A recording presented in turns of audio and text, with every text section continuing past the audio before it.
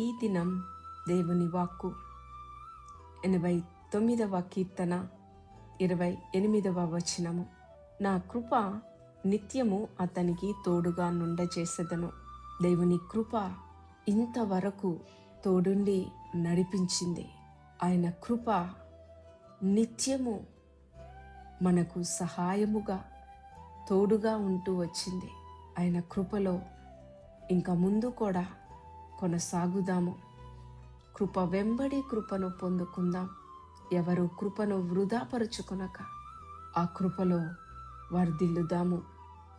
అట్టి రీతిగా పరిశుద్ధాత్మదేవుడు ప్రతి వారిని బలపరిచి నడిపించునుగాక. ప్రార్థన. పరిశుద్ధుడా, కృపగలిగిన దేవా, నీకు స్తుతి స్తోత్రములు చెల్లిస్తున్నాము. తండ్రి, ఈ నూతన దినమును బట్టి నిన్ను స్తుతిస్తున్నాము. నీ కృపను నిత్యము మాకు ఇంతవరకు తోడించి నడిపించావు. ఇక ముందు కూడా నీ కృపను అనుగ్రహించి కాచి కాపాడబోతున్నందుకు, చేయబోతున్న నీ సహాయము మేలు కార్యాలను బట్టి నీకు స్తోత్రాలు చెల్లిస్తున్నాము ప్రభా.